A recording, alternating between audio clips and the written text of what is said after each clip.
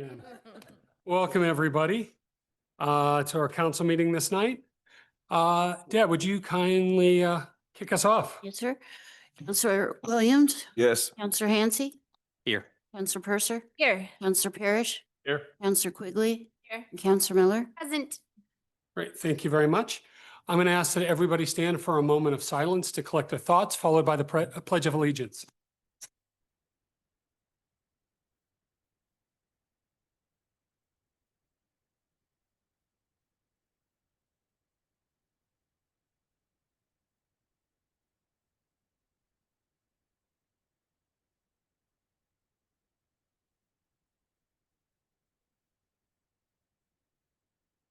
Thank you.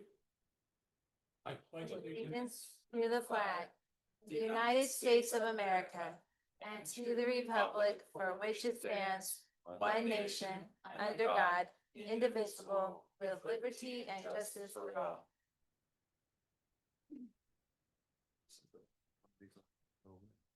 We have an agenda. I believe there's one or two changes to the agenda. I know of one change to the agenda. The executive session for the municipal court judges annual informal review was removed. It'll be rescheduled, but we don't have a date yet. Thank you. I'd like to add an item 3.5 to the agenda, which is probably everybody singing Amy Miller happy birthday. Oh, I'd like to change that to make that change the agenda. We have an agenda set forth before us. Any other changes? None. All right, motion. I move to approve the agenda as amended. Second. Counselor Williams, If we're really singing. Counselor Hansi, Yes. Counselor Purser, Yes. Counselor Parrish, Yes. Counselor Quigley, and Counselor Miller. I suppose. Motion All right. passes 6-0. So we have an item 3.5. Today is, or it's not today, Thursday, council member Miller turns 28 or 29. I'm not sure which. So if everybody could join us in making sure we sing happy birthday. And I shouldn't lead this off. James, you should, or Aaron. Me. All right. Happy birthday to you. Happy birthday to you. Happy birthday, Miss Miller. Happy birthday to you. Yeah. And All right. many more. Thanks, guys. All right. Hey. So maybe that should have gone under proclamations and presentations. I'm not sure. So I apologize if I got that wrong. All right, we've done the agenda. We have one proclamation tonight. It's the 2025 Fruita Community Survey. And I believe Ryan Murray, Associate Director of Community Outreach or Community Research for ETC is here to present. The floor is yours. Ready. Thank you, Mayor. Thank you, members of council. Happy early birthday, it sounds, to another council member there. Thank you. Yeah. So hopefully everybody can see my screen. Yes. Great. Fantastic. It's a real pleasure to be here. Always enjoy working with the city of Fruita. I've had the pleasure of working with Shannon for a number of years now, and you all have a new staff member who was a pleasure to work with this year as well. So things went really well this year. Just a little bit about us. I think, Mayor, we're familiar with one another, but I'm not sure if the rest of the council remembers us from 2021. We are ETC Institute.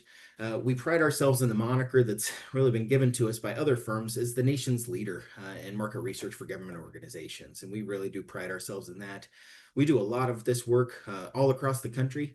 As a matter of fact, I was at 6:30 presenting to another council in the Chicagoland area virtually. So we're kind of in community survey data all the time, specifically focused on municipalities.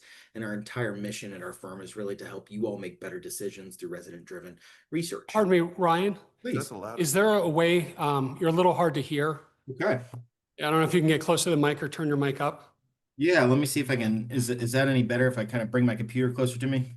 Yeah, that's Yes, a little that's better better, for sure. Is that a little bit better? Yes. Maybe I'll go ahead and turn off my camera and I can get really close to my screen here. So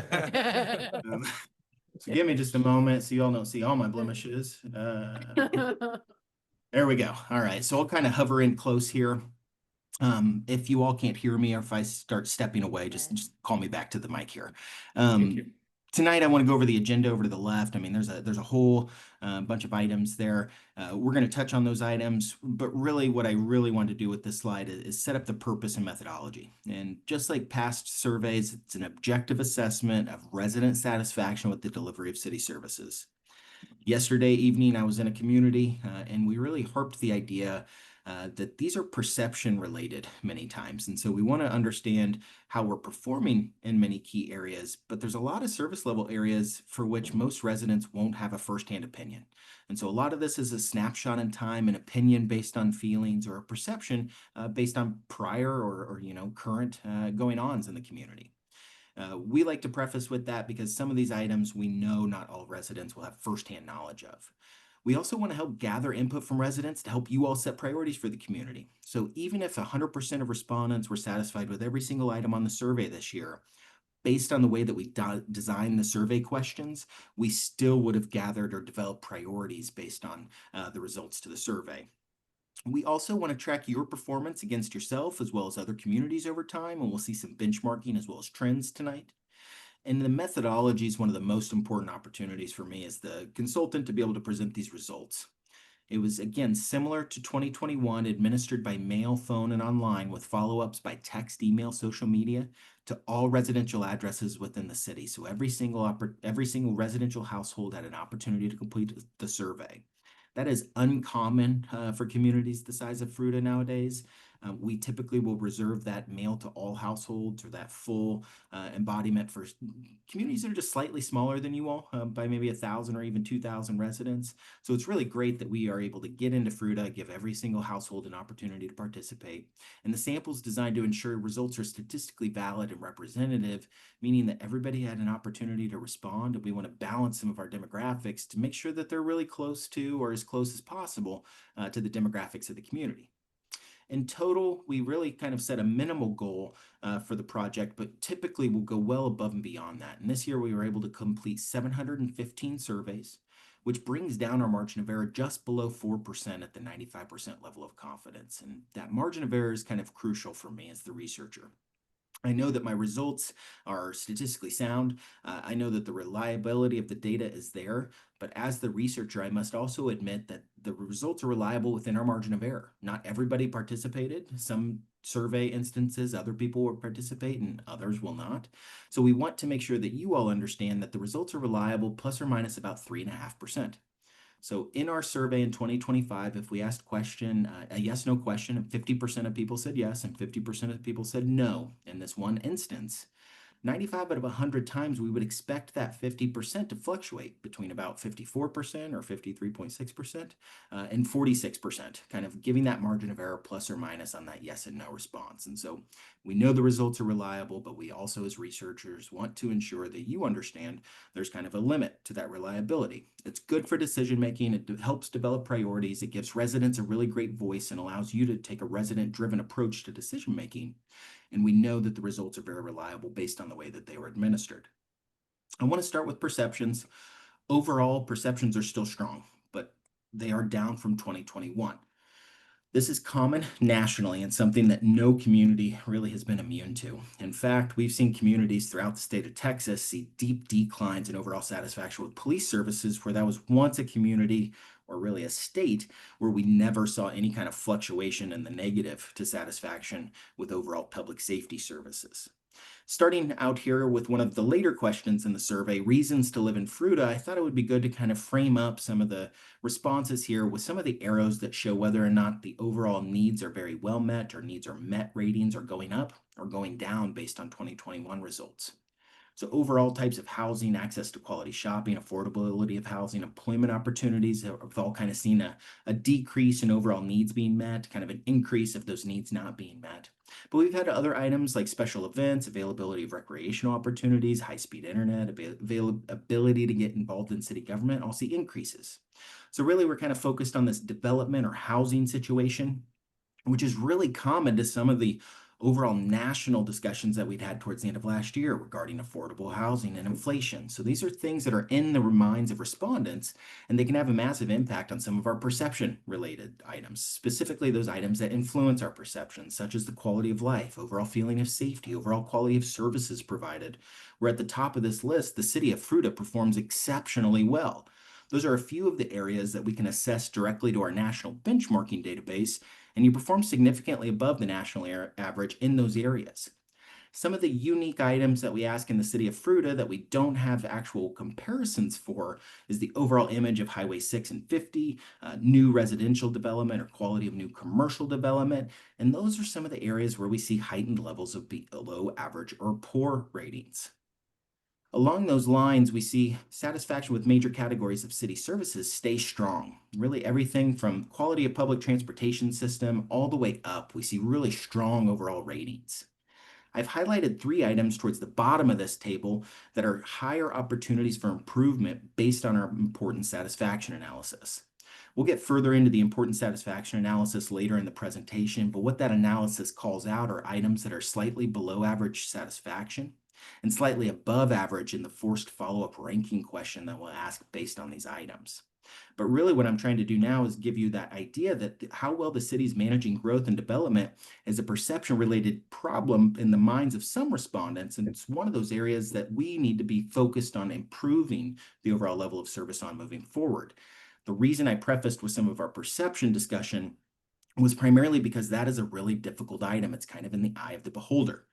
Since 2021, I've become a council member in my own community, and I know firsthand the types of developments that we bring in will please some and frustrate others. I've also been in other communities or worked in other cities where they bring in a CVS and they get heat because it wasn't the Walgreens that some folks preferred. And so when we're doing developments or thinking about how the city is going to change over time, we're always going to have some folks that are okay with what we're doing and some folks not.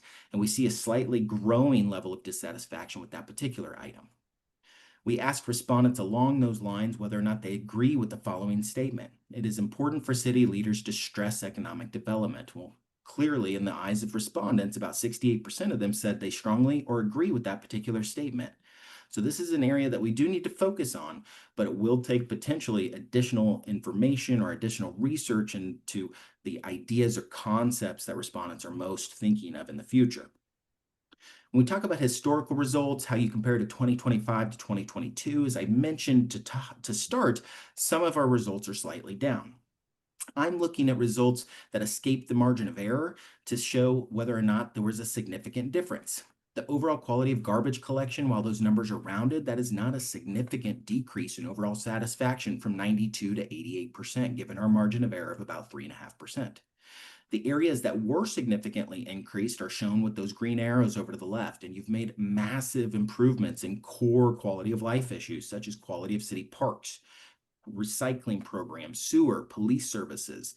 I really love seeing the overall quality of services received right in the middle. Recreation programs, crosswalks.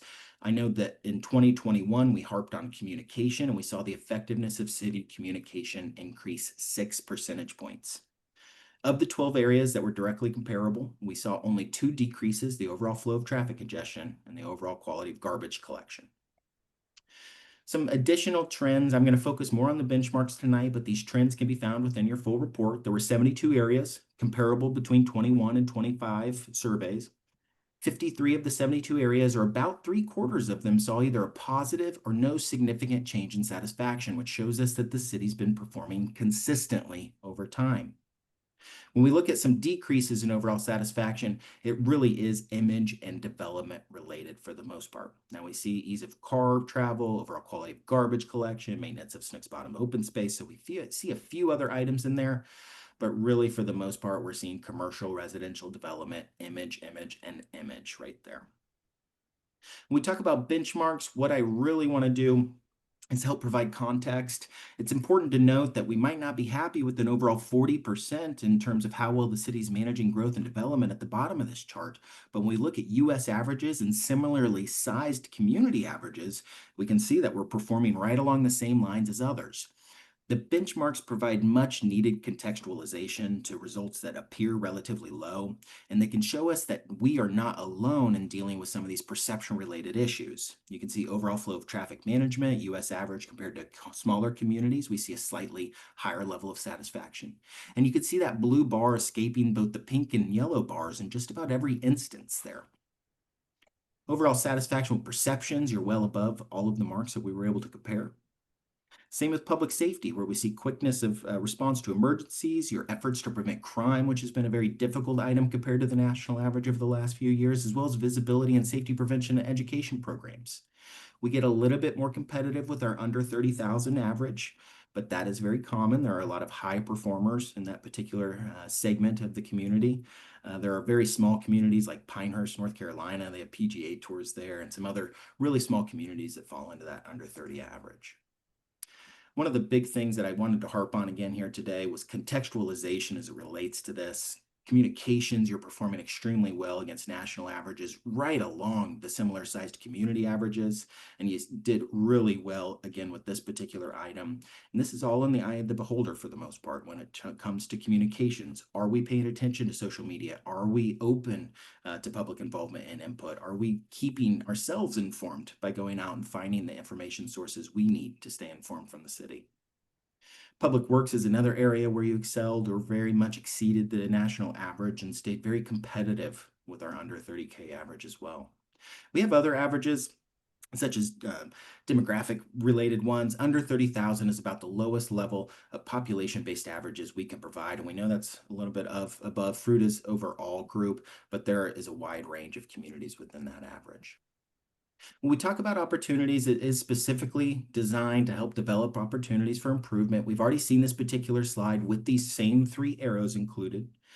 The analysis, again, is meant to really grab attention or show more emphasis towards items that are below average satisfaction, slightly above average in the forced follow-up ranking. As we can see here, the 3 items that are highlighted have the 3 highest levels of dissatisfied responses. Those are also the 3 most important items to respondents based on the sum of their top 3 choices. So respondents were, after they rated their satisfaction, asked to rate which 3 of these items do you think it's most important for the city to provide.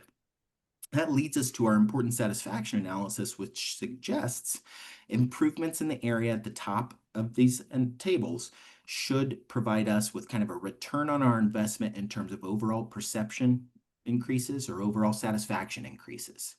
The specific one that is really of the utmost importance for respondents is that management of growth and development. And that's really an educational piece as much as it is bringing in growth and development in the community. I've also highlighted overall quality of representation you receive, primarily because if you play with the satisfaction and drop that a little bit, but specifically if you raise the importance on that item, you could really easily see that item kind of top or become a higher opportunity for improvement. We ran this analysis for many of the larger sections of the survey, including public works, where we see maintenance of streets, quality of on-street bicycle infrastructure. Public safety services, which this is a much smaller section of the survey, which can sometimes heighten the important satisfaction ratings. But really, it's about visibility and efforts to prevent crime, which is going to really improve the overall feeling of safety. But that feeling of safety item is really— We're losing you again. Structure. Sorry, excuse me. Is this better? No. Pulling away from the computer a little bit. I apologize.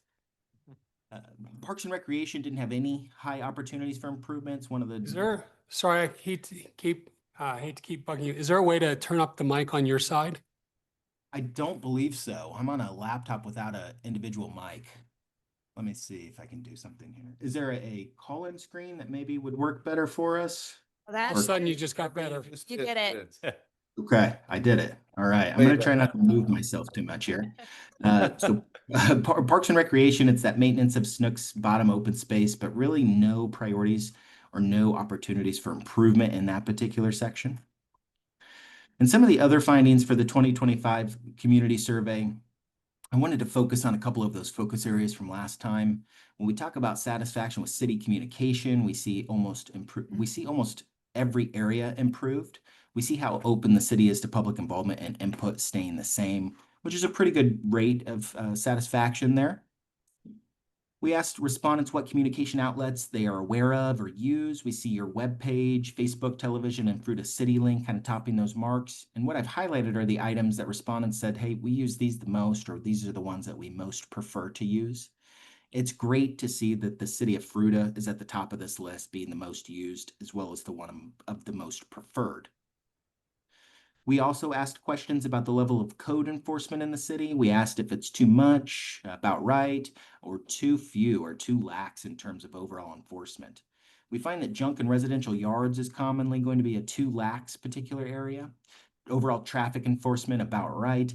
What we see is that there's nothing really on this list that respondents are telling us we're too strict on. So code enforcement is definitely something residents are kind of looking at us to maybe even take a proactive approach to versus maybe a passive or waiting on folks to kind of reach out to us to let us know about problem areas.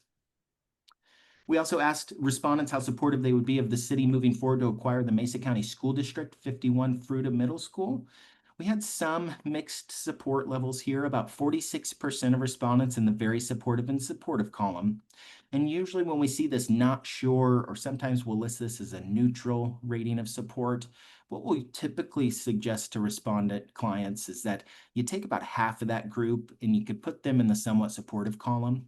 And the rest of that group is likely going to be not at all supportive or not supportive. But what we see here is a pretty good breakout of the overall respondents, suggesting more support than not support for this particular item. And most respondents support a new funding source like a bond. When we asked them, about 88% of respondents support the city finding a new source like the bond to support and fund improvements to the building.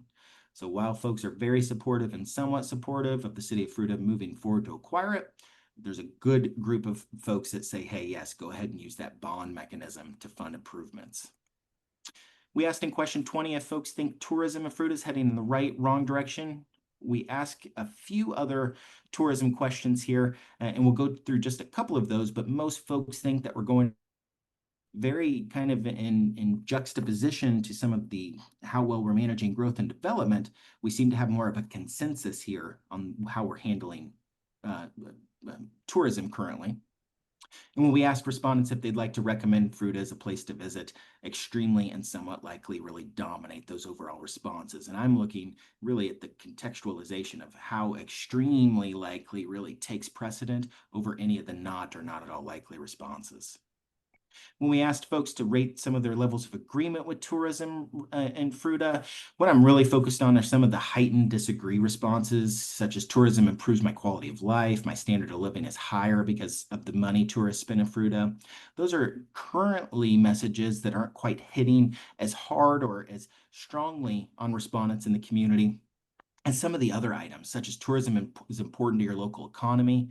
People think tourism is good for Fruita, and the positive impacts of tourism would outweigh any negative impacts. So if folks are sold on those items, the two items at the bottom could use a little bit more, really just educational outreach on those particular items. In summary, we had overall consistency in our results from 2021 to 2025. We asked some new questions this year that included some of the tourism questions that gave us some insights into how people think that we're handling that particular issue.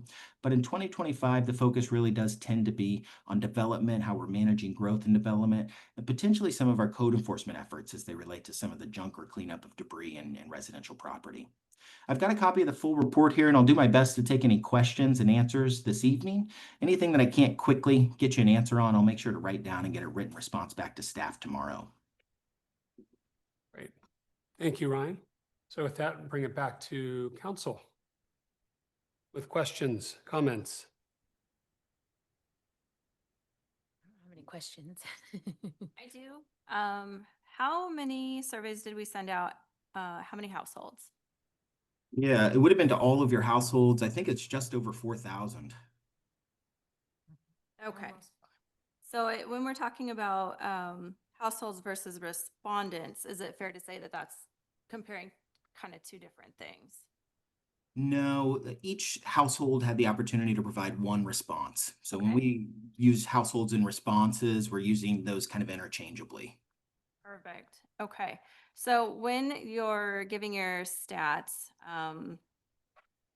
like for the question for the 6-7, you said supportive or very supportive. So Mhm. you were obviously, to get to that 46%, you were using respondents versus the households it was sent out to, not overall population. I'm gonna make sure that we're talking about the same question here. Are we talking Okay. about question 26? Whichever one is the support for the 6-7 school. The middle school. Yep. To acquire the Mesa County School District, Yeah. Fruita Middle School? That's the Okay. one. Yep. Yep. So what we're assuming here, council member, is that we accurately sampled your population. And we would suggest that if you pulled 10 Fruita residents at random into a room and asked them this question, you should receive, a proportional basis of responses related to this chart. Usually 100 people is a lot better at example, because then we would have 26 very supportive residents, 20 supportive, 44 not sure, 6 not supportive, and 4 not at all supportive. So Okay. while you're correct in your statement that this only applies to the respondents who completed the survey, based on the respondents that we received, based on the sampling of the community, we would suggest that more likely than not, or 95 out of 100 times you pull 100 people into a room, ask this question, we should be within our margin of error on these results. Okay. Perfect. One last question. I'm Mhm. sorry. So You're fine. when we've got 715 Mhm. residents or Mhm. respondents, and we've got a 46% supportive or very supportive, and then 88% of that, we're looking at 273 respondents that were supportive of funding. What is the overall percentage for all of the surveys that were sent out? Yeah, so this is the breakdown of the 715. So of the 715, 26% of the 715 were very supportive. We would apply that to the general population of voters in the community. Mhm. But because I think what you're getting at is, hey, we only sampled a small proportion of people, so we don't know what everybody else thinks. Mhm. The survey results are meant to provide kind of an insight into what the aggregate would say in this instance. And Mhm. so I'm not sure I'm following the question. But I'm more than happy to go more into depth into, how the sampling is supposed to basically suggest that this is the opinion of everybody. And this is how it would break down if, again, you had 100 random Fruita residents in the room. Okay, perfect. Thank you. Yep. Just to make sure I understand, if you had 100 people, 46 would say either supportive or very supportive. Then if you just took those 46, put them in another room, 88% of those people would say yes, interested in. Oh, I see what we're getting at here. Okay, let me pull the report and we can show the, I hope we're looking at my screen and not just a blank screen anymore, right? Yeah. You see the Went by very survey quickly, instrument? but yes. Okay. So question 26. So folks who were very supportive or supportive were asked if you're supportive. Yes. And so I apologize. I was not drawing the connection there, but you're exactly right. 46% of our respondents were supportive. So about 46% of Fruita residents are going to be supportive of that particular statement. Of those who are supportive, most 88% would support the bond. So of the group that's, hey, I'm supportive of this initiative of the city, almost everybody, 88% of that group would also support the bond. I apologize. I was not on the same page. No, that's okay. I just wanted to make sure that my math was good because I That had is- tried to do it Yep. per population. And obviously, if I'm starting with bad numbers, I'm ending with bad numbers. But with your methodology, I'm ending up at the end of that question that shows that 6% of the overall surveyed population would support that, would support funding that. Yeah. Is would it be, off? It's not that.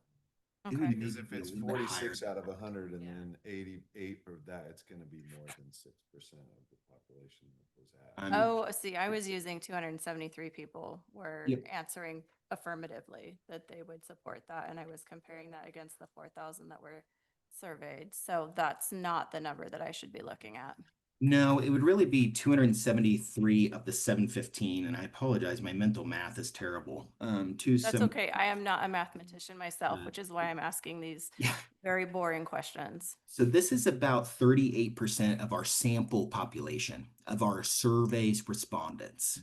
Okay. So what you would say is, again, the overall Fruita population, about 46% of folks are very supportive or supportive of this idea. If you were to dig in deeper, you'd only find about 38% of the overall population. So you drop about 6% or 8% of those folks. Only about 38% or 38.2 would also be supportive of the bond. So yes, it's a much smaller proportion overall, but we did not ask the folks that are not sure, not supportive, whether or not they would be supportive of that bond. But it is indicative that it is something that would require further investigation.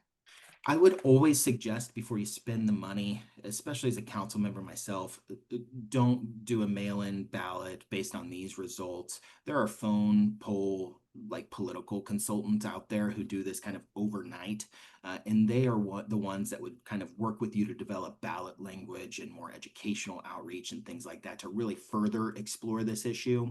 I always suggest additional research be done only because we didn't have a bond value amount. And typically when bonds will go to the county to be put on our ballots, we'll also be required to suggest what that bond might be used for or put some declaration of, hey, a bond for this. We did not have any of that specific information here. And so I think that the support from the survey shows, you know, between 48 or 46 and maybe even 66% of respondents in the community, residents within the community would be supportive of this. Now, a couple of the big caveats there as well is one, we weren't super detailed in what this might entail or the cost or the time length of this bond. And the other issue is we're not sure who's a voter or not. And so we'll want to make sure that the city's kind of, you know, and I'm happy to kind of slice this data up in other ways to give you all some more insights. But I would always highly recommend either you all have staff do the research or you hire a political consultant to help you kind of poll on some of that after you've developed some of that polling language. And I think we're not even close to that point. Of course, This was really a question for, do we want to start to engage the community in more detail about options and possibilities? Mhm. This was not for anything around a bond measure. We're Sure. pretty far away from even having that discussion. Yeah. So I think this shows that there's plenty of support in the community and that you could start the conversation to see how that continues to evolve. I would say 46% are always going to be receptive of this. And then if you break out that not sure, about another 22% are most likely going to be always interested. But you'll have some of those folks detract to the not supportive at all once you kind of get more details or get a more well-rounded picture of what the city might be doing. Thank you. I appreciate you explaining that. Yeah, thank you for digging in and sticking with me to make sure we all landed on the same page. Any other questions? Amanda? No, I'm good. Thank you. This is not exactly, do you want to wait for comments and just No. take questions right now? Questions and comments right now. Okay. Piggybacking on the middle school question, to no fault of the survey givers, we did not catch the wording of that quite accurately because it says middle school, which this is not the middle school any longer. And like I actually had people thinking we were talking about the now operating middle school. So I think the people who answered affirmatively knew what we were talking about. And then I've had actually several conversations since the close of the survey about people not even completely understanding what we were asking, what building we were asking about. So that is on our end that we did not catch. So definitely some further follow-ups, just even along the line of the question being slightly confusing, I think makes sense. And in that line of thinking, you know, the growth and development follow-up or growth and development management is obviously that huge 70%. That's a big deal. But we don't know we can in our own minds think we might know what anybody is thinking about that. But we're definitely, I think, going to need to do some more outreach and engagement to really figure out what the directive is there. It's a good starting point because it's obviously something that people feel strongly that we focus on, but in what way? Yeah. So I think we all probably have our own opinions about that, but that may not be capturing exactly what the people who took the survey is thinking. And also in that way too, in regards to people suggesting to visit Fruita, I think we all know, like, people who say they don't want to suggest people to visit Fruita is because they don't want people to move here. Why are you looking at me? Saying, I think we've all heard that. It's not like they don't think we're lovely to come see. It's like they're trying to preserve their. So that's I thought that was a funny result because Well, you just find, yeah. who have left Fruita, who have no desire to ever come back to Well, of Fruita. course, yeah, yeah. But they weren't living here to take the survey then. No. But I guess. I the point is think it's not it's everybody's everybody's- like Jake. Yes, not everybody. Yes, yeah, yeah. I just know, like, I thought it was kind of an interesting, like, little that percentage of people that are not likely. I was like, oh, I thought it was funny, like, it was just an interesting tidbit there. And Ciara, super special shout out to you. Good job. All your stuff got Those blowed up. numbers increasing. Everybody did really great. But in the presentation, the communication piece was highlighted as, Isn't that because we hired Ciara? yes, exactly. It is direct correlation. correlation from the previous survey that Not that's have a a place of focus that needed to be done. The position was created, Ciara was hired. She's obviously amazing and her whole team is amazing. Yeah. So thank you. Yeah. Just a couple things. There's one bit of data that I don't know if I missed additional places within it, but it said 44% are retired. What is Which is a pretty strong. High number. that's where I'm going is that, like, that seemed pretty high. I was expecting higher, but not that high. So I missed the comparison to the 30 and under or previous or any of those comparables. From like the 2021. Yeah, from comparable to other communities or our prior good. or our prior. Did we have any Yeah. of that? Yeah, and so what we're trying to do with this one is do our best to balance things. And what we're sometimes looking at is really more so a comparison to the census for this item. And what I would do here is look at Fruita City, Colorado. And what I want to ensure is that when I look down here, and this should have it. This is my quick one. I've got a more detailed one that would take me a few minutes to kind of dig around in. But we should have a... So this is the US Census that you're looking at, you said? Yep. So about 60% of the population age 16 or over are in the civilian workforce in Fruita, Colorado, according to what I believe is your V 2024 results, which aren't, it's not the 10-year census, it's the ACS survey, most likely is where this data is. So it's so you're saying about 40-ish Yep. was So the about census, and then we're Yep. 44. Yep. And we've got about 39% employed full-time, another 7.4% employed part-time, business owner, 8%. So I feel like we did a fairly good job of making sure that we represented those folks that were employed very close to what the Census Bureau would suggest at about 60%. It's pretty close. Now, the one thing about administering the survey in Fruita is that we mail to everybody. And the most likely respondent type are those folks that are going to be at home all day. That's what I was gonna say. So Able we to can. take- Yeah, they have time to do it. Yep. Yeah. So I guess I of course don't need answers tonight, but like I have like that item in particular. It's like, well, what's we've compared it with some strong numbers, so it's not not necessarily too far off per se. There's some good reliance on it. I guess I'm just looking at it for economic development wise. I'd like to ask a question, kind of piggybacking on your question, because it's such a large number of retirees.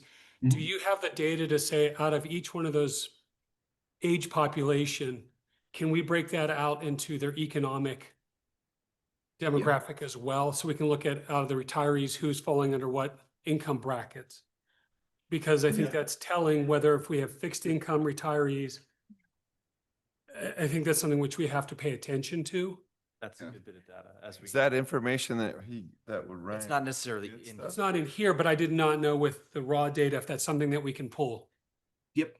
We can definitely begin to look at some of that. And so what I'll start doing tomorrow, probably later in the week and tomorrow, is start pulling 31 and looking against question 36, which is our employment one. Now, council, the one thing that we can do is weight the results. What that would entail is basically applying a weight factor that would kind of maybe even diminish the retired responses and maybe heighten slightly some of our employed responses in an effort to kind of more balance that particular factor if desired. Now, based on my review, I think having about 40% of people in the retirement category and about 60% saying they're in the workforce is fairly close. But if we start looking and we're not satisfied with some of what we're looking at, I'll run cross tabulations by these questions as well, 31 and 36, and we'll provide staff with some additional information or insights into those survey results so we can see if there was anything. We'll also apply significance testing to those, and that'll help us pinpoint differences without you all wondering, is that a sample size showing a large difference, or is there a significant difference based on actual differences in opinions? And so I'll start taking a look at some of that against some of our development as well as our tourism stuff. Yeah, no, I appreciate that. Because I think it's like, right now, we're just taking it in. I think there's some, like, what are we formally going to be doing with this data, Shannon, as we go forward? Because this is my first time dealing with the survey. Because I sure as hope we don't just say, oh, that was nice, put it in a file on. But how are we going to proactively utilize this data going forward? Yeah, we use it for a lot of the decisions that we make, not just on a day-to-day basis, but especially for our long-term planning efforts as well. You know, just within the past, looking at prior year results, just since we got that initial data in 2021, council was correct. We brought on a communications and engagement department. We knew that the public expected more as far as our communication efforts, but from Mike and I just doing it on the side. So we brought on Ciara, we brought on Am and Sense. We've really seen that kind of result in a much better perceptions with our communication efforts and more people being reached, which was the ultimate goal.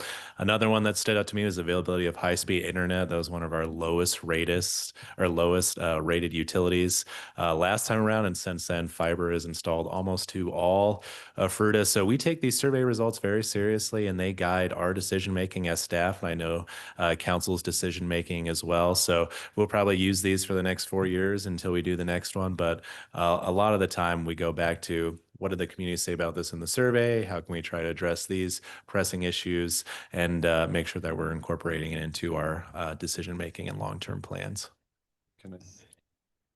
Yeah. Shannon? Yeah.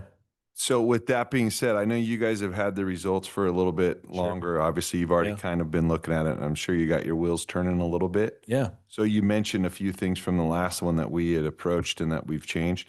Are you seeing anything from this one that's already starting to kind of get your wheels turning? and you Yeah. have The any- question about talk growth about? and managing growth is definitely something that, of course, it's our number one, Exactly. number one priority. So it's definitely going to pique our interest. But I know we've had conversations about that already, and we talk a lot about how we think we have really successfully managed growth, although it may seem like there's a lot of development going on. It's been generally 1 to 2% over the past 10 years. So making sure that, our efforts are aligning with that, but also making sure that we're educating in our outreach efforts as well to make sure people. But it's not that scary. It's a normal amount of growth. Yeah, I would say You don't like it. 2%. Yeah, I mean, there's some communities that have a significant Sure. amount of growth. I'd say 2 to 3% is probably pretty good. I may be rounding up on that, but that's a definitely area of opportunity. The other ones continue to be addressing affordable housing and workforce housing as well, which we've taken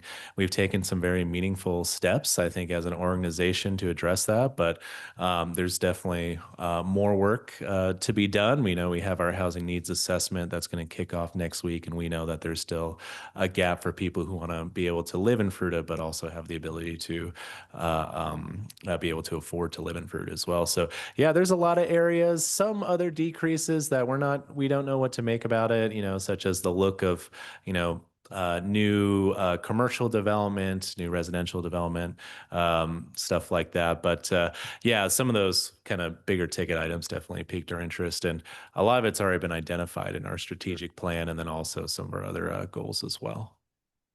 Yeah. I think it's important to remember, these are perception issues.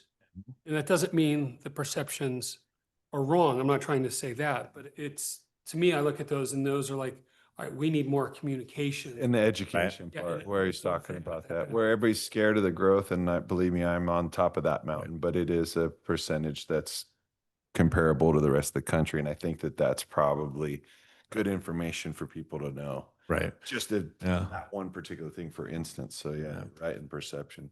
Yeah. And I will say, when we did the last strategic plan meeting, I guess we'll have another one in about a year-ish. These survey results were very much a portion of that strategic planning on council.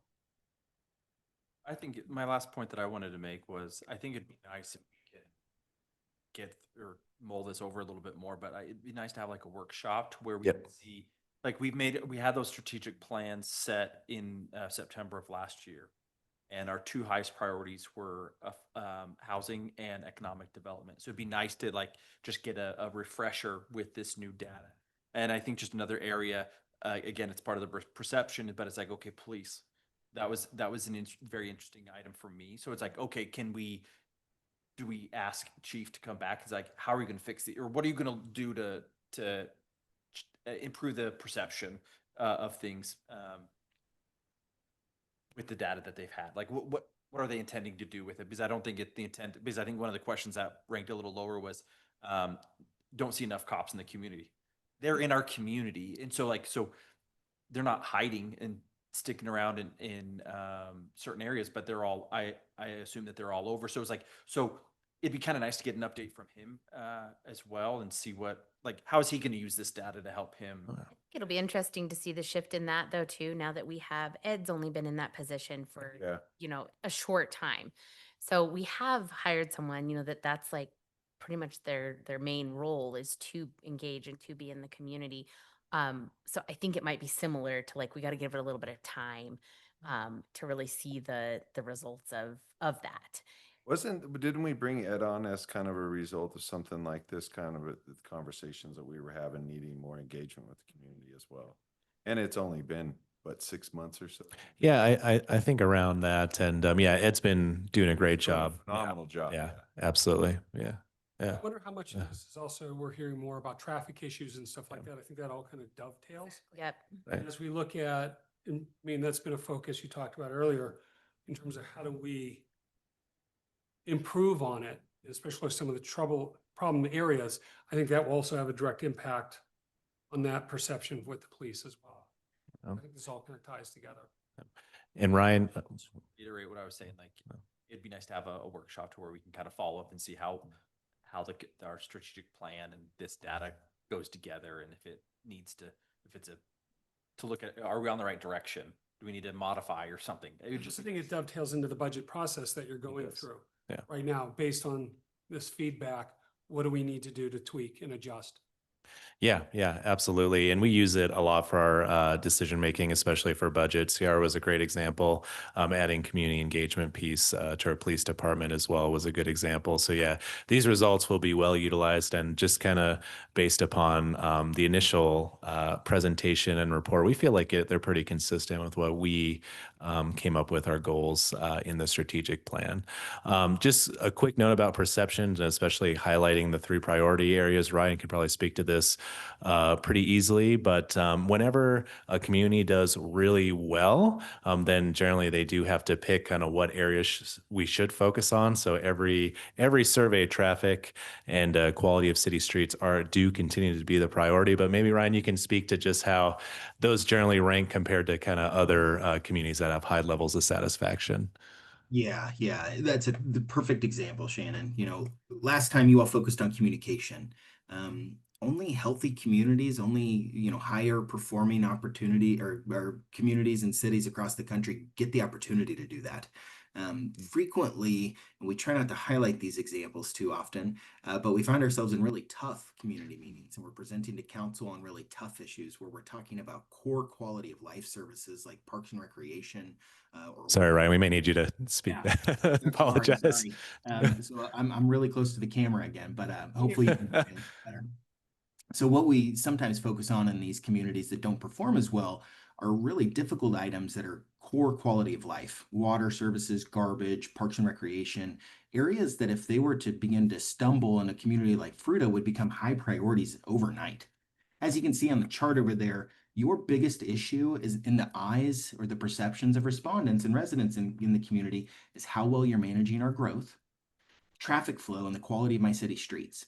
Those are high performer indicators, meaning we are much more worried about the decisions council and staff are making regarding our growth and development than any of these other really important city services like the quality of my parks, sewer, garbage, recycling, police services, crosswalks. One of the other things that you'll frequently see in high performing communities is the fact that visibility is our biggest issue in terms of police services. That is a really big perception related issue. It's one of the things that when we find high levels of importance applied to that particular item, we talk to police chiefs around the country. We do multiple police specific surveys with police chiefs. Police chiefs frequently tell us if we are being seen in your neighborhood more than anywhere else, we're probably not keeping you as safe as we probably should. And I truly have bought into that now that I'm a council member in my own community. And that is very much a perceptions related issue. And so you've really, it's a really great case study of how communities can be super successful and they don't have to survey every other year, every single year. In 2021, you had a couple of priorities, you focused on those priorities, and you saw a dramatic increase in overall satisfaction. I mean, pat all your staff on the back for investing in a survey tool that showed return on investment within just a few years. What I would expect is that if you lean on the subject matter expertise of staff, you focus on the idea that the contextualization, as one of the council members mentioned, is really important in the way that the results are interpreted.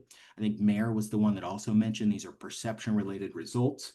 And going back to our overall quality of services, having issues with traffic flow in streets are really service area levels that like the city of Dallas or the city of San Antonio would die for. Those are core service level items that are just tough. They're very expensive. They're continuous improvement areas, and they are those cities are much more concerned with way worse problems than we could ever imagine kind of in the city of Fruita, given the leadership and the staff that you all have there. So I think I've made my point clear, but the idea is Fruita is a successful organization who's got great staff, who's leading you in a positive direction. The survey results support that statement. And what's more is that the priorities that you all experience for improvement here throughout the important satisfaction analysis are all indicative of high performing organizations, specifically culminating in the parks and recreation where we have no high opportunities for improvement. It's really a focus on areas that we commonly see priorities in, and we don't see anything out of the norm or anything suggesting that there's other problems at work here. Thanks, Ryan. That's really good feedback. I feel that was really helps. Would it be possible for us to get this presentation tonight, since some of us I have a 7 a.m. meeting tomorrow? Hey, Love to Aaron be and able- I do too. Yeah, it's actually going to be uploaded on our website. We have a press release going out with the results along with the full report and the presentation as well. So it'll be up first thing in the morning, but we can also forward it tonight if you want I'd some appreciate that. late night in reading. the morning. In the morning? Okay. Yeah, I'd like to share it at 7:15. Oh, yeah, absolutely. Is it before his meeting? Oh, sure. We will do that Yeah, right now. thank you. And we usually go like a little bit of a road show with these survey results too. So back when we got 2021, we went to all the board and commissions, we went to the community groups. I think we presented to the chamber board as well. So we'll be talking about this for a long time to come. I'll be presenting it to the chamber board tomorrow. There you go. Great. Thank you. All right, any other questions while we have Ryan on the phone? Nope. Thank you very much. I appreciate all the information and answering of the questions. Yeah, Thank it'll be a you. pleasure to see how you've changed over the next few years. So I look forward to hopefully working with you all again. So Come thank you all. visit. So much. Yeah, have a great meeting. I can't wait to be one of our visitors. And just as a side note, I am against major tourism in my city as well for all these other different reasons. Partially because I moved here because it's a small city. So good luck with that decision. Good luck. You'd fit right So, in. Yeah. All right. Thank you, Thanks. council. Have a good Good night. night. Thank you, staff. Bye. I always love these survey results. Yeah, me too. Mm. I do want credit I for, just don't want no one else needs to come here is really what that survey said. yes, that's exactly what I took away from. Exactly what it said. We need to house all of our children and grandchildren though. All right. so. Keep them all- Keep my mouth shut. All right, let's move into public participation in our consent agenda. This portion of our meeting is set aside for city council to listen to comments from the public about items not on tonight's agenda or items that appear on the consent agenda. Consent agenda items are those for which all conditions or requirements have already been met, and they're typically approved with a single motion without separate discussion. We welcome and value all your input to help maintain a welcoming, respectful, and productive environment. We ask that there be no clapping, cheering, booing, jeering, or sign holding. This helps ensure that everyone, regardless of their viewpoint, feels comfortable sharing their thoughts. Each speaker will have 3 minutes, and we ask that you begin by stating your full name and address for the record. If you have any material you'd like to share with council, please hand them to our city clerk, Deb Woods, so that they can be entered into public record and distributed appropriately. While council will not be responding during this portion of the meeting, please know that we are listening and we appreciate you taking the time to participate in this important process. So with that, would anybody like to come up and speak? Please come on up. Let's state your name and address and take it away. Evening, council members. Make this a little shorter. For the record, I am Angie Nalen at 152 North Maple Street, and I'm really nervous. I'm speaking today to request that you consider not overturning the state's ban on firearms in sensitive places. Civic Center is where we come to participate in democracy, sometimes to disagree and sometimes passionately, but we all deserve to do so without intimidation. Allowing firearms in this space undermines the very values laid out in Fruita's civility proclamation, including zero tolerance for threats or intimidation. A firearm, even a legally carried one, can shift the tone from open dialogue to one of fear and caution. The Civic Center should be a place for ideas, not weapons. If we truly believe in fostering trust, collaboration, and inclusive government, then we ought to protect this space from the potential for intimidation, even if it's unintended. Senate Bill 24-131 was passed precisely to safeguard these spaces. Choosing to overturn it sends a message that Fruita is willing to sacrifice pragmatism for symbolism. Please keep the Civic Center a place that actively encourages lively civil discourse and debate. Thank you. Thank you. Anybody else like to come up and speak?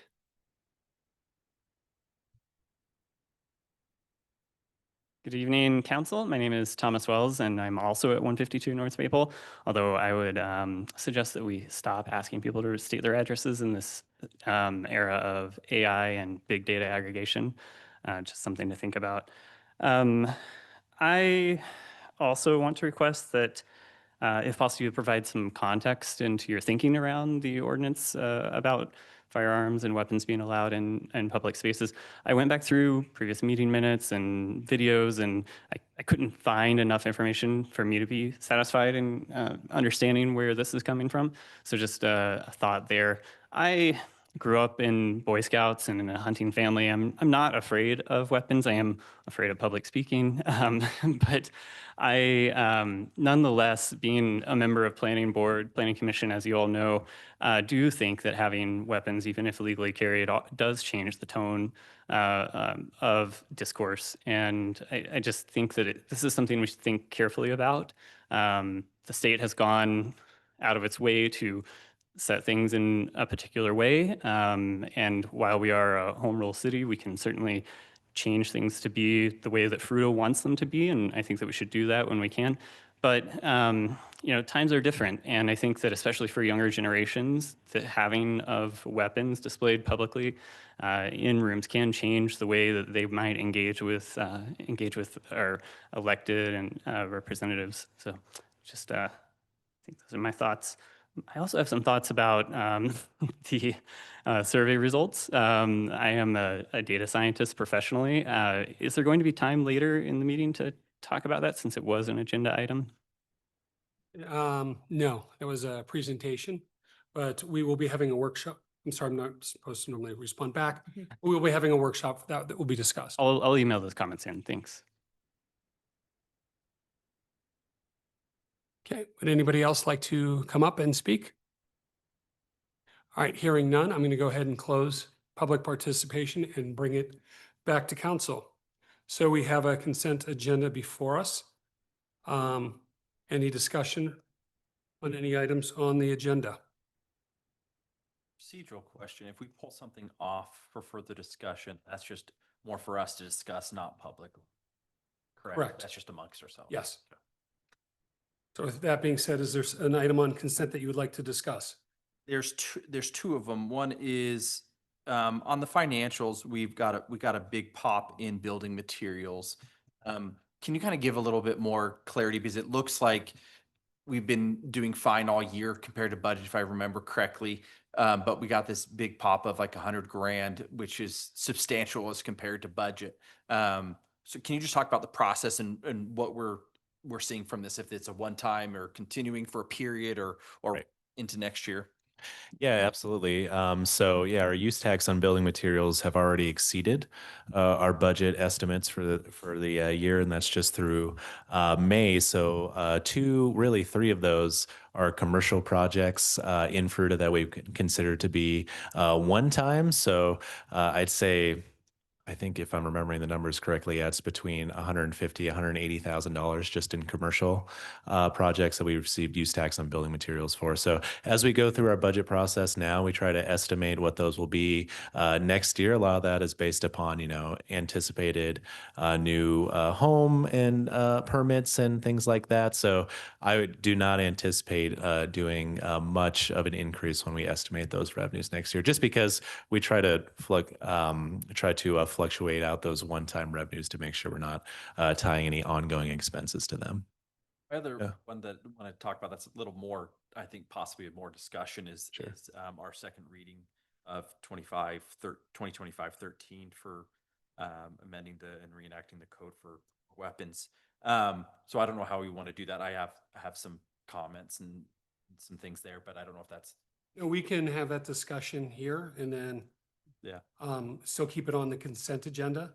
Or if after discussion, we feel like it needs to be pulled off for a different vote, a separate vote, we can do that. But this is the time when we can have those discussions. So I do want to talk about that a little bit, but if we want to talk about other stuff, and then if that's a big enough, We'll come back to you and see if there's consolidate anything it. else. Yep. All right. Anybody else have anything on the consent?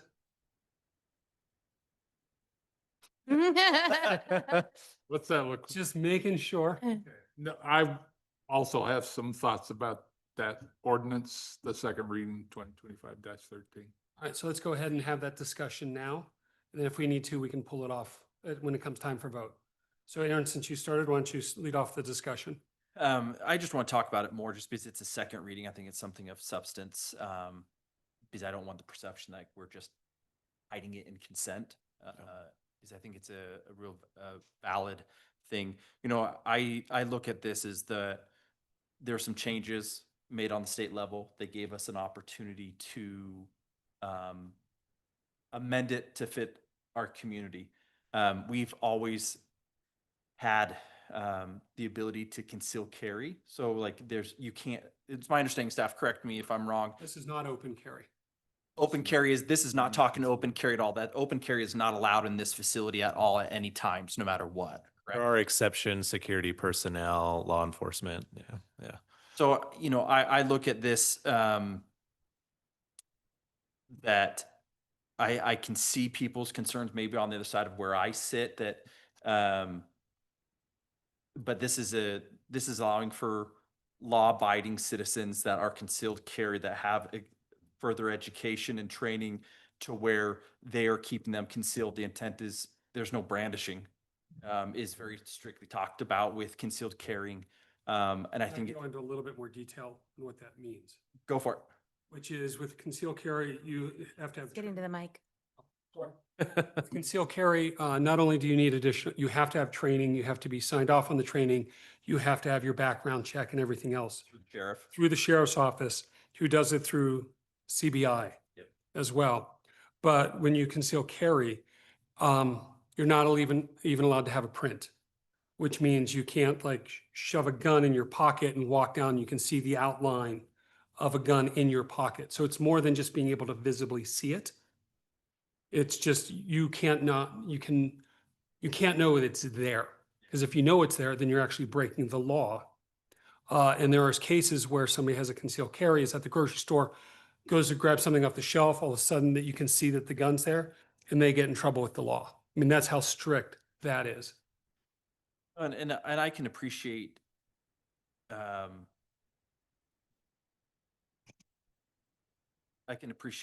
all folks' sides to the situation.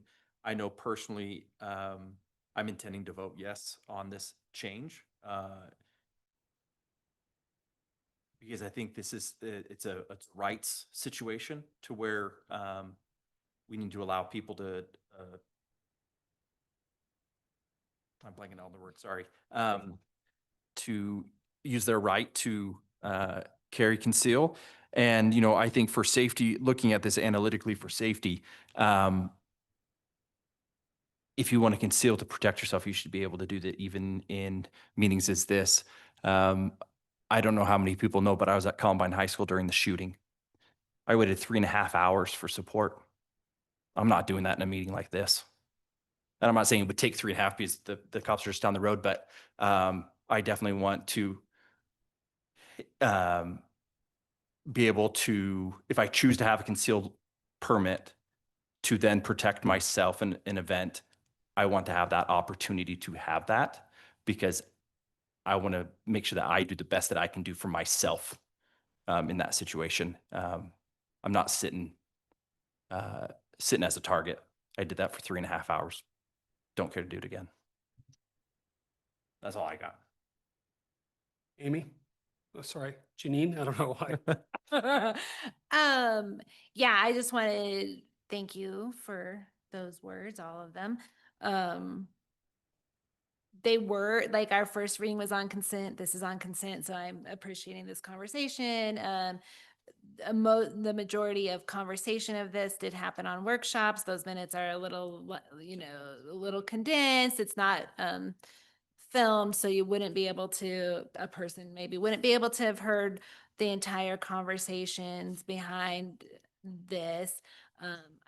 Sorry to interrupt, but that was also an open meeting and people were here. Workshops are open meeting, no public comment, and we were not hiding, no problem, no hiding anything, but when you try to go back, I'm just saying to see, then you maybe would not be able to find the context behind the conversations that have brought this to where it is today.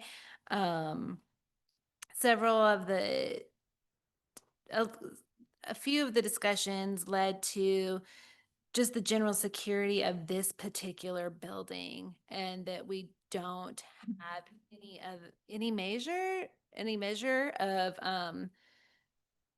checking for weapons or things like that. And if we did, we might feel differently about, some of us may feel differently about this particular ordinance right now. But I also appreciate personally the information about the conceal piece, because I think that eliminates the concern about intimidation and being able to speak your mind. Although if you know that this exists, you still may be wondering. I mean, I could see both sides, because as you know this exists now, then you're wondering who is where and who has what. So there's definitely that piece of the puzzle. I think the bigger piece for me, like just the bigger piece for some of us was just there's no other safety in mind. And in general, the belief may be that people who are legally carrying a concealed weapon are there out of protection for themselves or others, whereas if we put this in place and those people weren't allowed to have their weapon. People who are willing to break the law definitely will. And there's no counter to that. And I guess we're always, in theory, we're always taking risks. Driving down the street, we're taking a risk. I mean, not with guns, but just like in general, there's always risks that happen day to day. But I think that was the conversation. In general, normally I would not actually be in support of this, but given all of the instances that I just said, I think mainly for overall safety, which is really counter to my normal thought on this particular issue. I find this to be helpful currently in our building's state. Thank you. Mine comes from, I guess, not having experience with weapons, with guns. And my own personal belief is that responding to violence with violence is not what I would ever choose to do. I feel that we had a state legislature with our representatives who passed a bill eliminating any weapons in these kinds of facilities for reasons, and I support that. I have a hard time making an exception just because we're Fruita or because we live in the West and, people feel like they need to have the ability to defend themselves with a weapon of such. So I guess I'm come back to the conclusion that I'm not as in support of making Fruita an exception to the state statutes. Thank you. Anybody else would like to comment? I'm collecting my thoughts. Along those same lines, there was also a mechanism for municipalities to make their own decision and make a decision that fit for their community. And I support this. I think it fits with our community and what our community members expect from us. And just to add to that, the policy that we've had and our ordinance that we've had enacted is allowed for this for some time. And so this really is allowing us to put it back to what the community has adopted. And the only exception is that during the exception that's part of the ordinance is when the court system is operating, you cannot conceal in this building at all. Only when they're at nights in these meetings, or if it's during days that the court hours are not open. So this helps us to put it back to the ordinance that our community has supported for many years. Amy, is there anything you want to? I think you guys have summed it up well. I think, to reassure, we've had a lot of conversations about this, like in workshops, and we did spend a lot of time on this and shared a lot of opinions and perspectives, which I've appreciated. And I appreciate that we're a safe enough space that can happen. Those dialogues can occur, and we cannot share the same views and still, land in a place that hopefully will represent what our community wants and needs. And that might not be forever. Like we might end up with, a building in the future where that might not feel necessary. But I think in this moment in time, this is something that I definitely support. James, anything you want to add? Keep this one pretty good over the past couple months. We've extended it how many conversations? Yeah. I think it's That's time unlikely. to just move on and get it done. Okay. And just so it's on the record, I don't get to vote on this. Somebody's had their place of worship, have a massacre happen there, who has, and I should say not by locals, but have threats made against them for some of their views. I'm very much aware of personal safety and being a target. So therefore, if I could vote, I would vote in terms of on the second reading. So with that, I just want to, as a reminder, as we vote on consent, you can vote no on a particular item on consent, just to make sure that that vote is heard. Okay. All right. Thank you. So, any other discussions on consent? All right. So with that, I will need, or we will need a motion. Mr. Mayor, I move to approve the consent agenda as before us. Second. All right, we have a first and second, last chance for any additional conversation. Deb? Counselor Hansi, Yes. Counselor Purser, Yes. Counselor Parrish, Yes, but no on second reading of ordinance 2025-13. Item C. See. Counselor Quigley, Yes. Counselor Miller, Counselor Williams, Yes. motion passes 6-0. Right, and I want to thank everybody for the thoughtful discussion and for the public comment. Moving on to public hearings. We have one, make sure I get this right. We have one legislative public hearing, which is a second reading on an ordinance of the city of Fruita, amending Title 15 of the Municipal Code to repeal, readopt, and amend the International Building Code. And who's presenting? Henry? Ann? Ann? All right, lucky you. Come on up and talk about this exciting read. And there will be questions. So don't, after you're done, don't run off.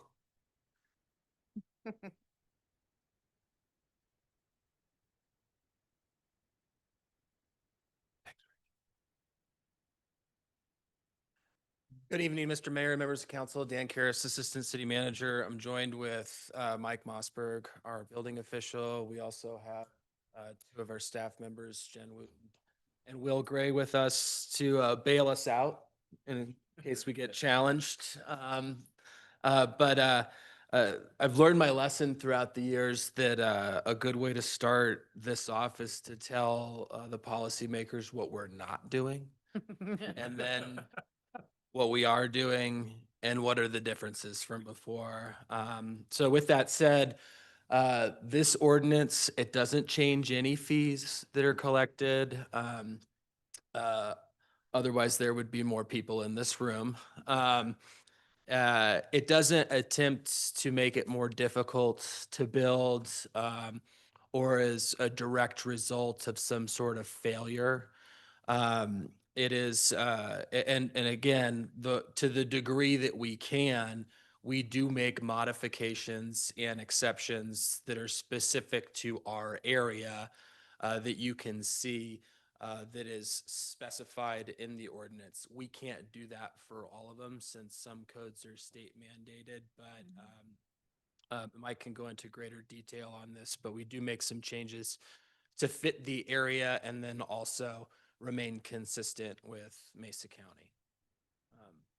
So that being said, why do we have building codes? Obviously to address safety, sustainability, and efficiency, and create a level playing field and a set of standards that contractors have to meet and that residents and business owners can come to expect when they purchase property. Just like this started many, many months ago, this process, but just to give you a little contextualization of like kind of the past and present is we have elected, and most of the Western Slope and Colorado in general, to adopt every other code cycle. So essentially that means that we adopt new building codes every 6 years because they come out every 3 years. And in the ordinance, you can see that we cleaned up some language because we were having to go back and modify the ordinances throughout time, especially when like new codes would come out at the state level or the national level with electric code and plumbing code, since we're mandated to be on those code sections. And we actually are certified through the state to do those inspections, and there's some minimum standards for our staff to do so. And then also, we went through kind of a similar process, like in parallel with Mesa County, where we met with their building advisory committee, kind of as like the building departments throughout the valley, to talk about some of the modifications and changes that could affect contractors, how it's going to be phased. And then also the ability for those people to then get that out to the applicable associations, so everybody is aware once this hits the street that that these are the regulations that are going to have to be abided by. And then so just for purposes of the record, we're proposing to go from the 2018 International Building Code, which regulates commercial buildings, to the International Residential Code from 18 to 24, which is residential structures. And then those are really the two of a couple more that we actually can make modifications to. And so when you see additions and modifications in the ordinance, a lot of that is specified for the building code and residential code, having to do with townhomes and sprinklers and, you know, our building Board of Appeals. And so there's some jargony stuff in there. And if you want us to go into any greater detail, we certainly can. But this is the area where we really, I think, kind of surgically go through and have for, you know, 30, 40 years and make modifications to fit kind of this area. And then these have been kind of this top one's been the talk of the town for a few years, but this was a direct result in the state of Colorado requiring municipalities to go to, at that time, it was either the 2018 or the 21 International Energy Conservation Code. It received a lot of buzz, and we've done the best we could. We kind of did a soft implementation of that when we started, because it was right around the same time that we had to make modifications to the IECC. But kind of where it stands right now is that if we don't go to the 21 International Energy Conservation Code, that means that we would have to then go to the 2024, which is a little bit more of the I would say kind of the punitive code section rather than the 21. So we're trying to take kind of an incremental by that one. And then the mechanical code from the 18 to the 24. These are the codes that are adopted by the state that I mentioned earlier. Right now, the way that it works is that for us to be able to do plumbing inspections, we have to be certified through the International Code Council, which is the codes that we adopt for plumbing for both residential and commercial. And then we have to have a state licensed electrician to do electrical inspections, which Jen Wooten is our electrician on staff. And then the model electric ready and solar ready codes, which are relatively new changes to state regs. And then like, I think the question that everybody was, last time we presented it first reading, it was kind of like, 15 minutes of jargon and words. And then it's like, okay, so like what's changing? And I think that there really is no differences between us and Mesa County other than kind of our operation. And I think that the codes are the same. How they're interpreted sometimes are different, but we try to remain on the same page. I mean, there's not a day that goes by that I go out into the field with any one of them where there isn't some sort of connection with Mesa County or some previous conversation that we're relying on to try and kind of get to yes with contractors. But like anything, these are enormous documents, and it really is about the person, that is doing the interpretation and the person that is doing the regulating. And so what we find works best is that when we make individual decisions on code sections, we try to make sure that that's a standard that is level set, kind of wide throughout the community rather than on an individual by individual basis. And so that is something that is different. We use these codes to try and get safe structures, not to prevent certain things from happening. And that's a big part of our charge. It's what we committed to when we started the department a few years back. And then some of the big changes I think that happen with these codes and also happen, I think, for the benefit of our record keeping is that we archive everything and compress that into the cloud. And so our records for properties, we view that less about the codes in which we enforce and more about like the quality of historical property data that homeowners and businesses get. A great example of that is that, you know, a lot of times in Mike and I's previous life, you'd be going into buildings kind of blind because it had been, you know, it had undergone several remodels. And so we take it real seriously to document like the messages during the plan review process, the markups. And so all of that data gets compressed, the codes at which they were reviewed under. And that's kind of forever for the benefit of the homeowner or forever for the benefit of the business owner. And we believe that's particularly important for them to make a good informed decision, but it also makes life a whole heck of a lot easier for us because like Mike always says, no building is ever built like 100% based off of the codes that are submitted. And we don't always get as-builts for vertical construction. We do for horizontal construction. So this is a big part of our charge. And so we use those codes to validate that they were essentially built under that standard that gets memorialized and lives with the property for many years to come. I think that's a pretty big difference between how we use these codes relative to archiving and for the benefit of the properties or the commercial and residential structures long term.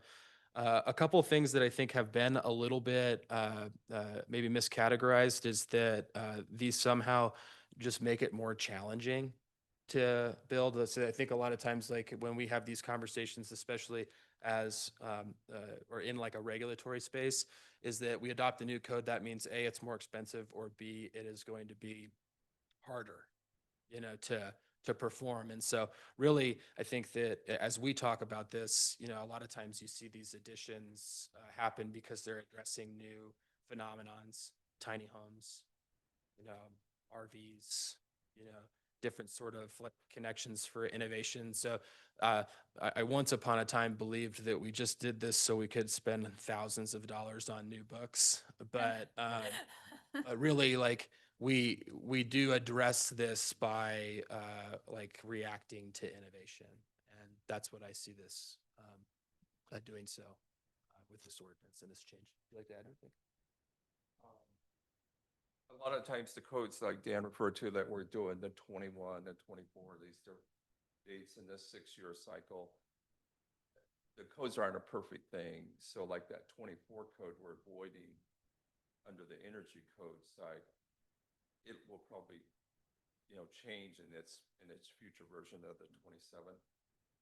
So just codes aren't a perfect documents ever. That's why they're ever changing.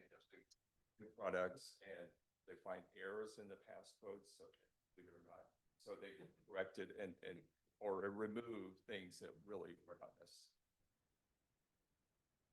So it's important that we maintain current codes. You know, some jurisdictions are on the 97 UBC as an example, and it's really tough for the builders, homeowners, everyone else.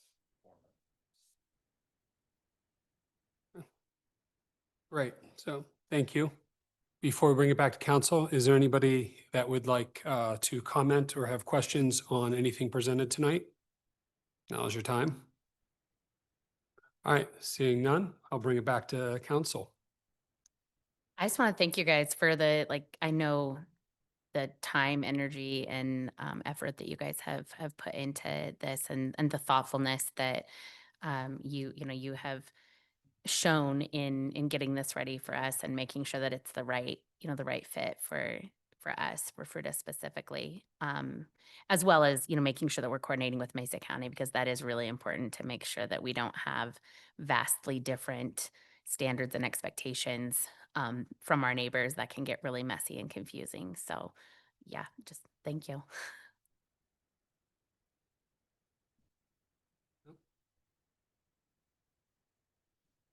Couple questions. One is just to further your statement on new codes mean additional costs. So you're really, this is not gonna, it's just upgrading standards to new, hopefully to deal with new technologies to where this really isn't gonna say, oh, a home 6 months ago was X per square foot to build. Now it's gonna cause us to be X plus. It's always a big concern in the building Yeah. community, and it's a concern of us too, because we don't want to put ourselves out of a job by causing things to be so expensive. But that's what we're doing, that 21 energy code, and it's been heavily amended to make it look real similar to our current energy code, the 18. So there might be some minimal increased costs with applying that in the field. And it's a refinement of the other one, is air seals, et cetera. And there was errors in the 18. There was overshooting on some things, requirements, and they're trying to bring that back in place. So the residential code and the building code carry a lot of really just basic data, like a 2x4 span so far, a 2x10, steel only does this. And those things don't change a lot over time. So it's that energy code where we're working right now to keep it from being cost prohibitive. The 18 was anticipated to be a big problem. It's really helped the quality of the houses as far as energy bills a lot. And we'll continue to see that reward going into homeowners. And so are we jumping over 21? Because I believe I was back on planning commission when we first were talking about these upgrades. So number one, it sounds like we're upgrading to 24 because that's what the county is. We're trying to be good partners for the building community, so we're all at the same standard. The 24, without getting like a lot of technical data, it's the commercial energy code side of the 24 is very cost prohibitive for the builders. We don't have a lot of commercial in our jurisdiction right now, but you don't want to put that in there. And that's one reason, pull back to the 21. Modified some of those single family requirements with a lot more like the 18 currently what we're under. Gotcha. So we make an effort. I'm aware of there's a cost benefit ratio that really you don't need a 2x12 exterior wall. 2 to 6 walls we're doing now with R20 and some other performance measures are doing real well in our.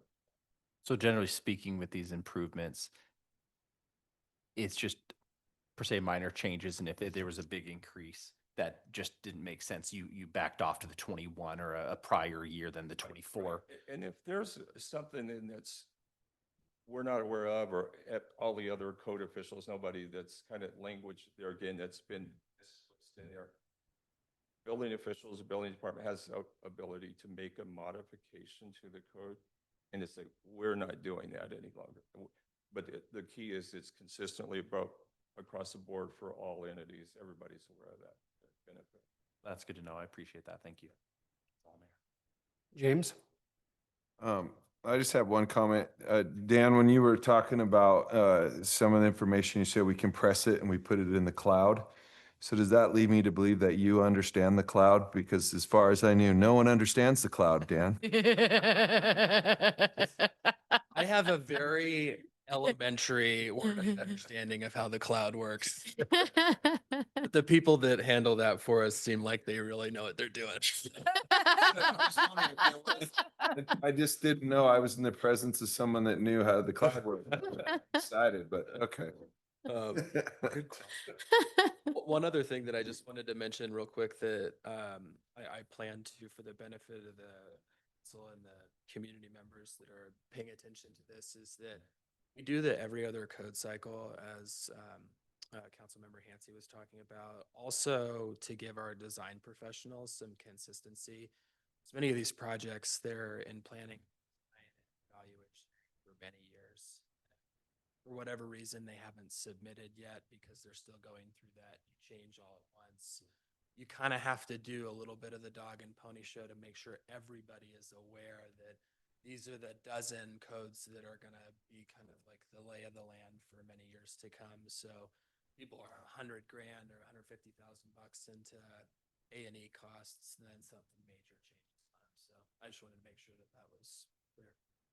That makes sense. Thanks for your work on it, guys. Thank you. So just to be clear, we're going to the same level as everybody else across Mesa County. So when we're at 21, rest of Mesa County is at 21, we're at 24, they're the same. Correct. And we've modified our ordinance to automatically update with the state mandated codes, which is what they did by resolution. That's back, so same. And I may have misread this. No, there's no fee increases as we go through this. Are we increasing the refund amount? Or is that just to 85% if you pull a permit and, I know I'm getting into the weeds here. Not to it, it's at an 85% refund. Is that a change from before? No, that's been, okay, that's the consistent. Okay. Thanks. I saw it in red, was all excited that we were increasing the refunds. I'm pretty sure that based off of the information that we received earlier, nobody is starting projects and stopping them. So. All right, anything else?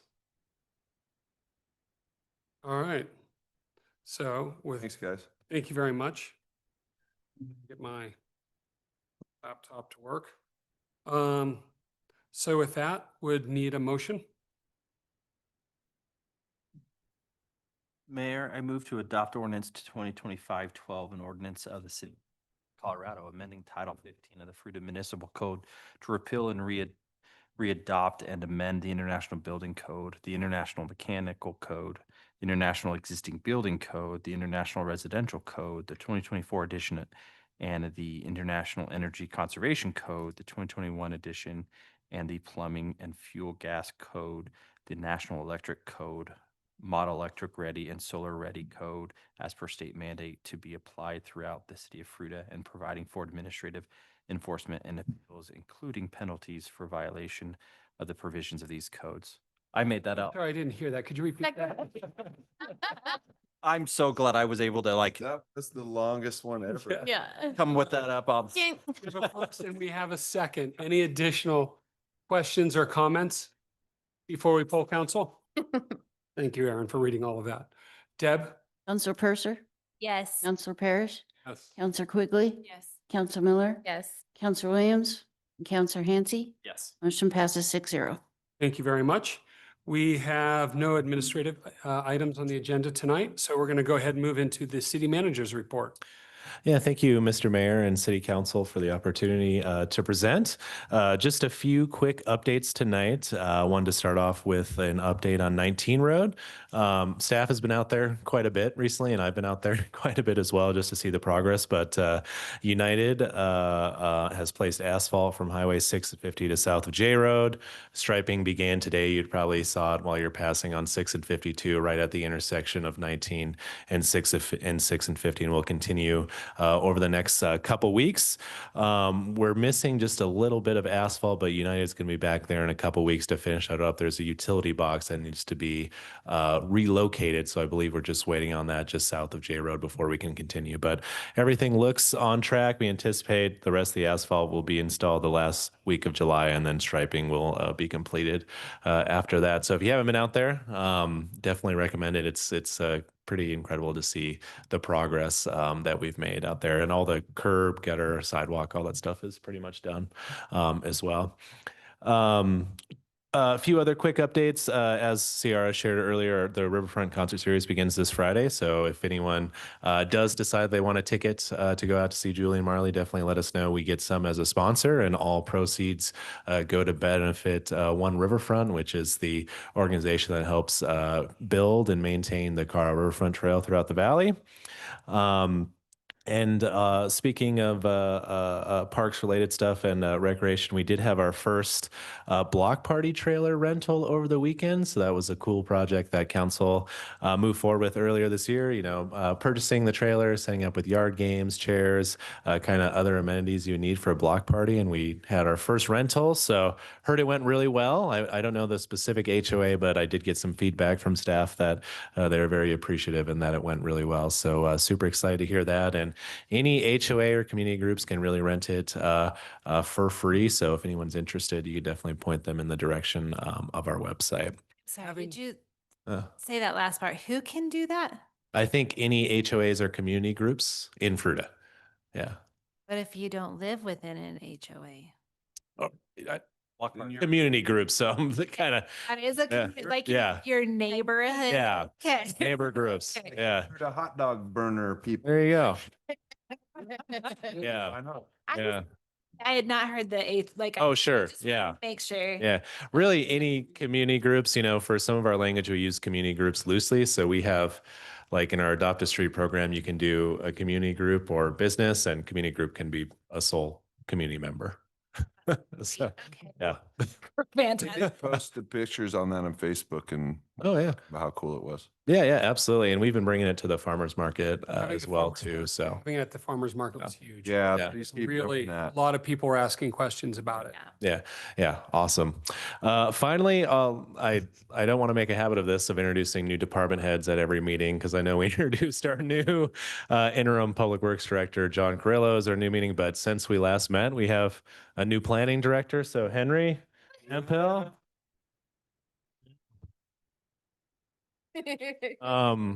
You all know Henry, but we generally require all new directors to give a brief introduction of themselves to council. So, Henry. Few words, Henry. Say a few. So I'm Henry Blake. This is a longer room than expected when you're walking up and there's no one here. Oh, that's fine. Yes. Yeah. It's glad to be here and fill this role. Super excited to continue the momentum with the planning and development department. We hired a code compliance officer, and so we're starting to get ahead of some of those things. Transition from Matt Carson, who did, in my opinion, a fantastic job at public perception of code enforcement. So Sina is the new code enforcement officer, and so we're super excited to get him in and onboard him and take care of some business. Today, him and I went out and trimmed a tree. Thank you, Aaron. Appreciate that. Yes. Each in paper, yeah, and we got more in tree favor, trimming so to do. If there are other issues around that are easily kind of Remedied.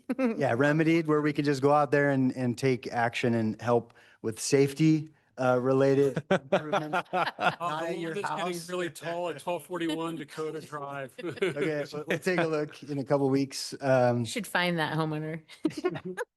Yeah. Again, super excited and glad to continue to work with you all. And it's been a pleasure before. I'm excited to move forward with everything, but obviously we've got some work to do based on the community survey. So we'll get, thinking about how we want to do that and how we want to engage the public and really understand what that means. Because again, like you said, it's a perception. It's, eye of the beholder. And so development in a certain way or the timing of the study or the survey does matter. But something that I did notice, and not to ramble on, but like Fruita is such a close-knit community that we're all affected by everything that happens here.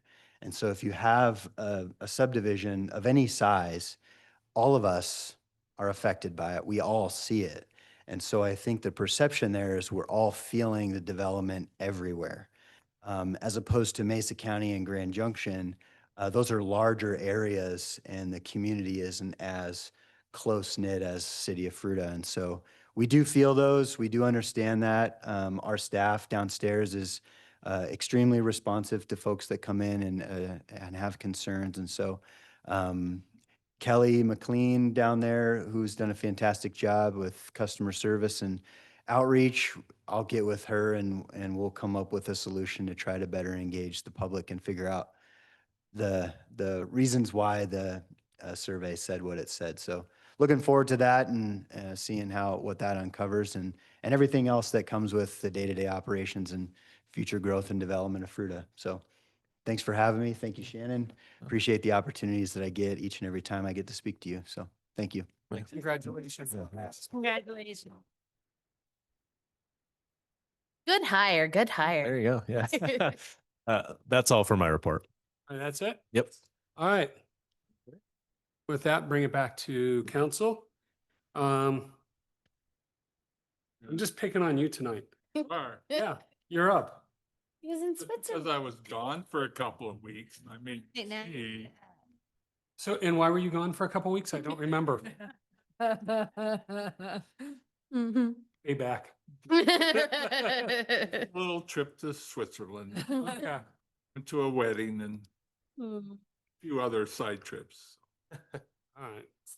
It was great. But didn't get to attend any councils or so forth during those weeks. I did read some emails from you. Mm, But I did have a citizen voice some concerns over because I wasn't here, fireworks that were displayed in one of the subdivisions, Comstock in particular, and the potential for fire dangers that went on apparently till early in the morning. And just wanted to make sure that we were aware of that, and we should, I really believe, especially with the fire danger that we're facing right now, be especially aware of that and do something about those illegal fireworks. That's all I have. I wonder if it's the same. I talked to somebody as well. I wonder in Comstock, I wonder, it may have been the same Could be. person, but yeah, did hear some concerns. Yes. Some questions about how are there, aerial fireworks when not only do we ban fireworks here, but all aerial fireworks are illegal in the state of Colorado. Right. Um, And yet they continue to be. Correct. And there's no fireworks for sale here in Fruita. In terms of the aerials, people come in from Salt Lake or from Utah, from Wyoming is a big one. And that unfortunately we don't have control of. So good ones in Utah too. I thought they only sold those in Wyoming. I don't think Utah does. Yeah, they don't sell. Utah does. You gotta go to Wyoming and get the good ones. Wyoming. I don't know how that. You've heard. Yeah. Yeah, the challenge is there's not a whole lot we can do. I think we can do more on communications. It seems to make it worse, honestly. Like, I feel like every time we like try It's to every year. It Same makes topic it, every like, year. worse, the more complaining I know that my neighbors have done, the more we've seen. I'm open to any and all suggestions. It's hard. Yeah, I actually think it was better this year than most years because it was like 2 days, not 10, True. That's right? Still a That's- lot of illegal fireworks going on, a lot late. The part of communication piece, like not like the complaining about the fireworks and all of that, but I think you had to be paying real close attention to know that we were on a fire ban for like not even the illegal fireworks, but the little ones, and they were selling fireworks.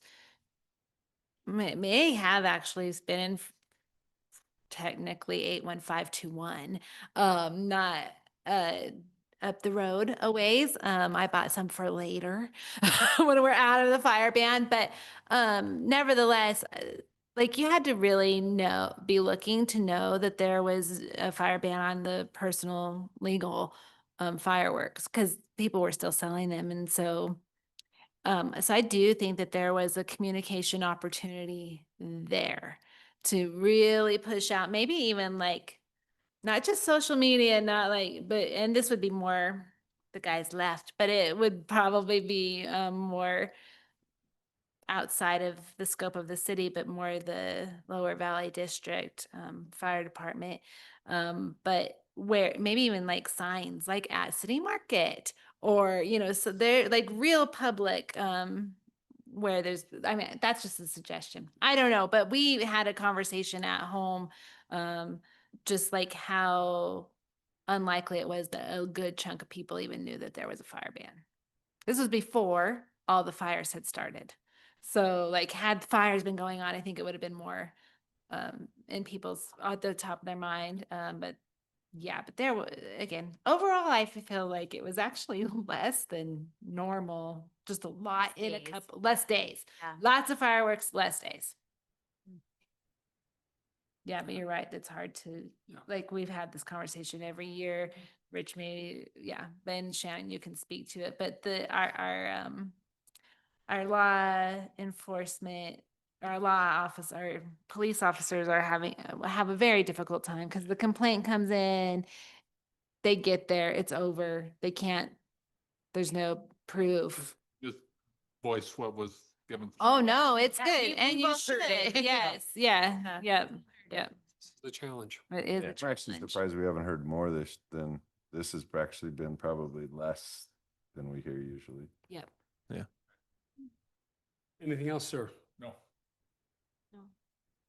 I was really glad it rained before our fight. Oh. That was It was a lovely amazing. display. It was so a lovely night. Yep. Speaking of fires, I would still really love to pursue seeing if we can help to continue the homecoming bonfire for our Oh. community. And we had talked about it and said, oh, we'll readdress it next year. And it's next Close. It's next year. Like Yep. this is next year. So if you can just possibly do some, research on the potential for that and what that might look like. That is a really, really long-standing Fruita tradition. And we're willing to sacrifice that our seniors didn't get it, but Yeah. that's totally cool. Not really. It'll be okay if they're the 1 year that got robbed of it. That would be great. The 1 The year 1 year is that our we didn't have seniors the year. homecoming Yeah. bonfire. Let's keep it to 1 year. Let's keep it. Our 5 and over crowd. It's a big moment. Our 2025 graduates Yes. did not get Yes. to have that tradition. our liability insurance has said that we can. So Good. I don't know about the school district, like what I think they have said absolutely not. So it'd have to be different. But they gave us the okay. You just need to find a location then. We can't host it on school district property with. I don't know. I don't know if they would allow it. We can always ask the question, but I'm not. I think they said the insurance was the hang up, but at the same time, I'm not. So you just take Brian out back and beat him up. Old middle. There is the middle school. Yeah, exactly. Old middle school. Yeah. I would really appreciate if we can Oh yeah. see what we can do to continue that. Because it's not just Right. like a high school tradition. It's a community event. So Yeah. that would be really nice if we can continue that. Absolutely. Yeah, yes. And let me make sure. Yeah, I think that was all. Thank you. Last Junction Band was amazing this Thursday. Like, Oh, yeah, that was a good. That was a and good passing turnout. out ice cream is Passing out ice so cream much was a lot of fun this year.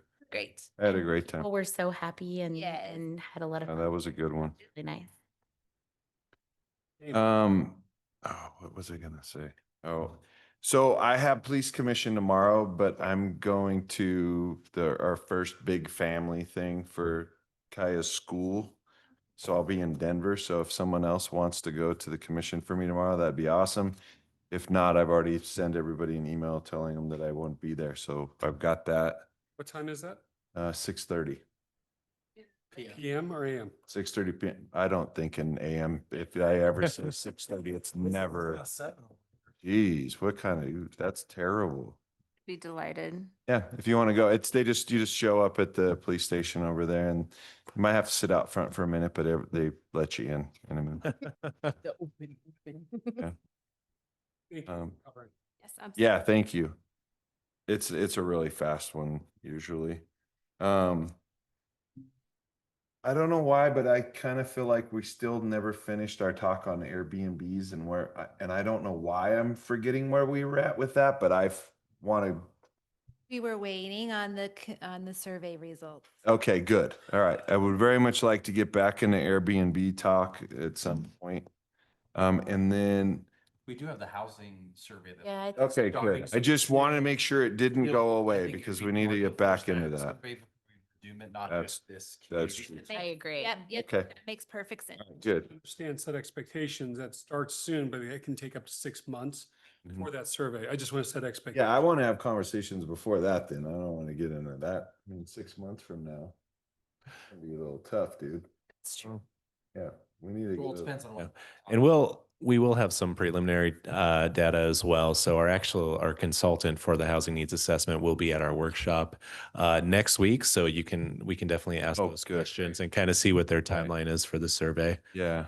Yeah. Okay. Will there be opportunity to understand how Yep. that conversation will be part of the survey? Yep. Yep. Yeah. It's a kickoff meeting with them. So yeah. That's how And come up with the chamber listening. So it is something that okay. other people are. Yeah, I know that we really need to kind of keep that conversation going. We haven't really got where we're trying to go with that. So I just wanted to make sure that that was still out there.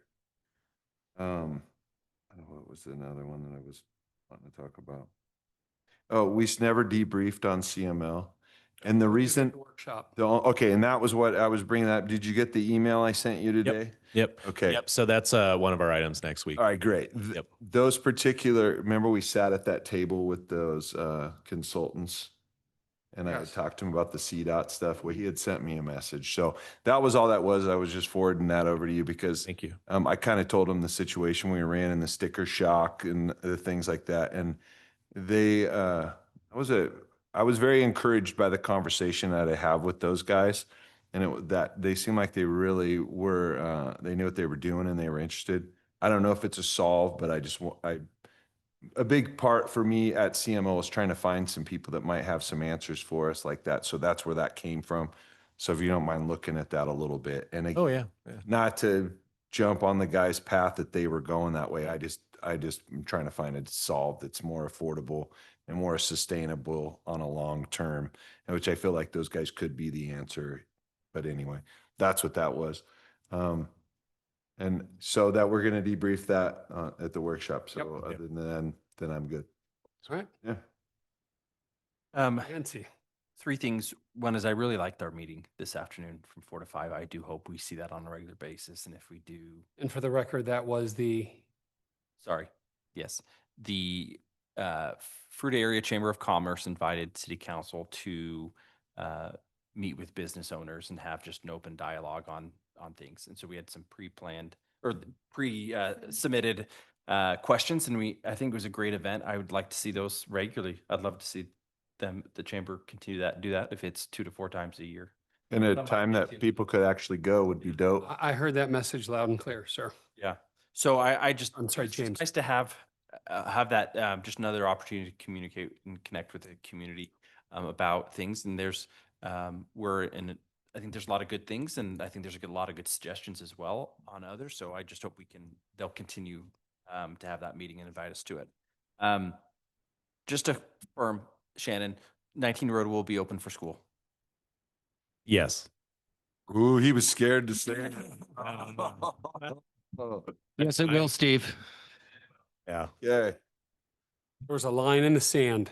There was. On your mother's Yeah. grave, do you? Unfortunately, if I could add just one thing, not about 19 Road, but speaking of things being done for schools, something that did come up at the Legislative Affairs Committee listening session was the flashing crosswalk signs. So we are installing 4, 2 at the middle school and 2 at Fruita Monument as well, with all the additional traffic there. We're going to be able to install 3, but we're having access issues with the seminary. So we're trying to get in touch with someone who can actually grant staff access to make the improvements, but we haven't been able to, we haven't heard back from that person yet. So I was hoping to have all of that done in time for school, but still waiting on some access issues. Gotcha. Yeah. And then just some at the Parks and Rec Commission meeting, just some fun updates. October 4th, I believe it's a Saturday from 8 to 11. We are going to be doing some more cleanup down at Snook's Bottom. Most of the trees are looking pretty good. Some of the water bags have disappeared from around the new trees that we've planted. But we're going to be trying to get some posts and wiring around the other trees so we can protect them away from the beavers from coming from the Colorado River. So they're looking to get funds donated and then supplies donated or discounted for the cash donations to pay off for it. So I think that would be great. So we're looking to do that. And then the other thing is that the commission did adopt a road. So it's the Riverfront Trail from the roundabouts, and then that frontage road from 7 down to 18 Road. So from the roundabout down past I think it's Heritage Park. Is that what it is, Amy? Yep. Little, Yep. So it's that road, that frontage road. So we just want to do a Heritage. Triangle's over here on the north side. Yeah. Or on the west side of town. So we are going to adopt that, and I think we clean it up 3-4 times a year. So I'll keep you guys apprised of that. I think the first one's going to be September 8th. Awesome. Which roundabout? So the south 340, the south roundabout, that first one, Yeah. down the frontage road to 18 Road. So from 17. to 18 Yeah, Road. I got So it. from the roundabout. That livability commissions? Livability has Like, the next section. Yeah. the second? Uh, You're 18 to 19. That's funny. We didn't. Well, so we cleaned up the wrong section. well, we generally start at Heritage and then work our way I'm like, well, you corrected down. the section. We'll stop at No, Yeah. I don't think it's 18 Road or for Collaboration. east of Heritage. Yeah. Yeah. So just don't We really clean. take our turf. We were there first. There wasn't really anything to pick up anyways. It was a really great opportunity. Yeah. Warriors. Case. No, so I think it's fun. I think Yeah. it's really nice. The Parks and Rec Commission really is doing a good job of being The theater nerds. very active, kind of resembling the Arts and Culture Board, just more proactive, and they're getting into things, and I think they're getting excited. So it's nice. That's all I have. Janine. Yeah, on a more serious note to start, and then I'll end with some fun. But can someone go into how an item gets put on consent agenda rather than having its own item on the regular agenda? Based on the conversation tonight. Yeah. So usually, yeah, consent agenda items are reserved for when all conditions have been met. So with that one, the code amendment, we discussed that, I believe, at 3 different workshops starting back in December, and then maybe 4 with this last kind of one. So we figured we had consensus of the council to where anything can always be pulled off of the consent agenda, and we've been trying to put more things on consent because it is a public hearing. It can be done on there, but sometimes some things require additional kind of attention too. So that's why they have their own spot. But that one, just because we've discussed it at length at several workshops, that we put that on the consent. That was my decision. In the future, I can make kind of all those municipal code amendments go as a separate public hearing. We have a lot of kind of I wouldn't say substantive code amendments that we have to push through, and then like copy releases and stuff like that technically requires it. So that's why we put some of those on consent. Thanks Yeah. for the clarification. Yeah. Just some things, when people are looking at agendas, Sure. they maybe skim. General citizens, when they're looking at the agenda, they may skim or not even pay too much attention to what's in the consent agenda. So then sometimes when it doesn't have its own item, it may limit public participation. That was my question, and that's a perfect reason. I just, in this particular instance, because all of the conversation was in workshop, we did not actually have an opportunity to really get a lot of public participation in it. I'm just now thinking about started it. No, we started We it. did. We started it. Yeah. But as our own conversation. Right, but yeah, We because brought it up, not in an item That's to the be, first reading. not as in an item to be,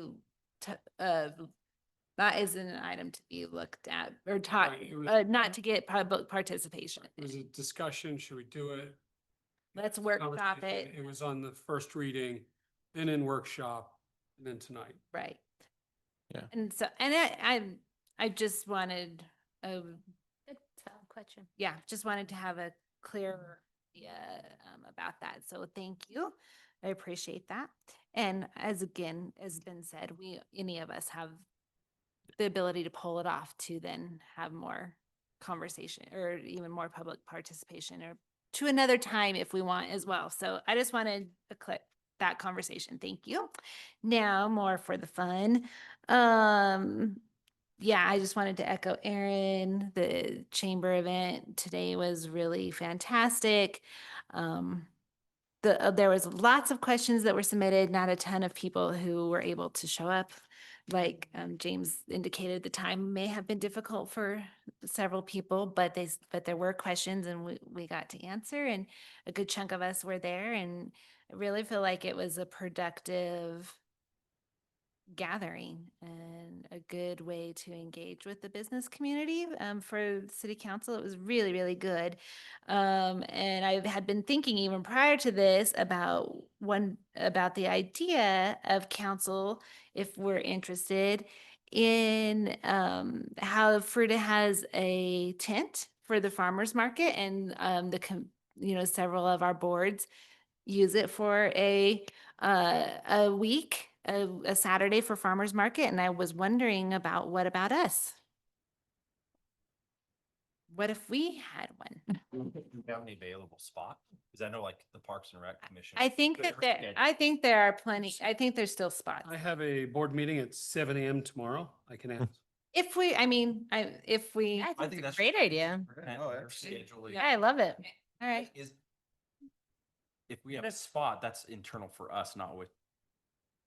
Right, it would still have to be publicly noticed and all that other stuff. Yep. Yep. I know. Doable, right?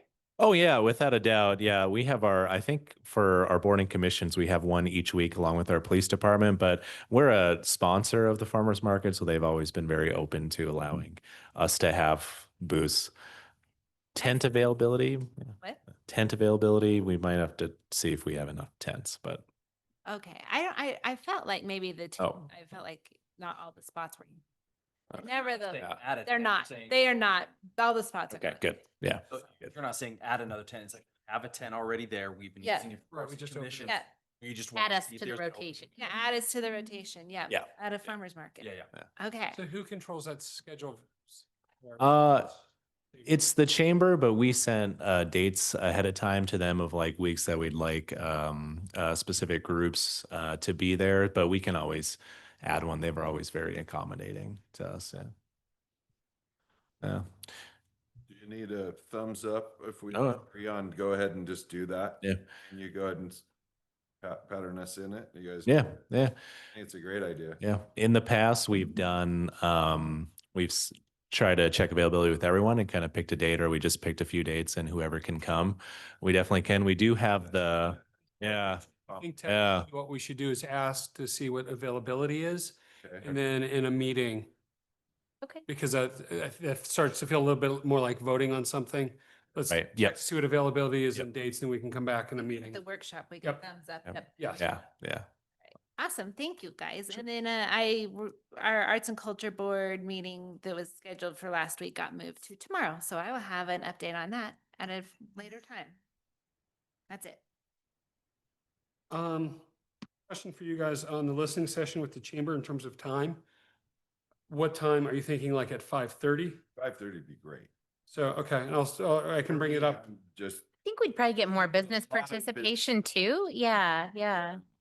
business owners. I know. I mean, I came squealing Usually in late, so. So do They're gonna stay open till. we say 6 or 6:30 if people are closing?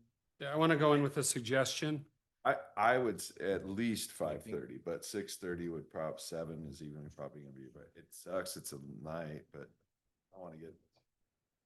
But if you want to have businesses involved, a lot of our. 30 would businesses probably be late enough. Ran, so they I don't. don't want to shut down for a meeting. Yeah, yeah. Okay. Note taken. Thank you, guys. Did have the Veterans in Business event got canceled. There was not enough signups, unfortunately, on that one, so I didn't have to do that. I will say, at the concert with the ice cream, I had two people come up and say, people in Fruita like love Fruita, like to a point where it's a cult. Interesting comment on that. Shannon, I know we talked about it late last week, proclamations with other cities. Yeah. Was there any concern? Did you hear back, or do you have a? I haven't, just because it was a busy kind of end of the week. And I believe, We'll talk about that at okay. workshop. Yeah, great. Okay. Yep. Sounds good. That's really all I have. Thanks for the thoughtful discussion on the consent items since I've been on council. I think this may be the first or maybe the second time something's been pulled off of consent for thorough discussion. So thank you. With that, I've got nothing else. Anybody for the good of the order? All right. The time is 9:08. This meeting is officially adjourned. Thank you, everyone. Thank you. Hey, Henry.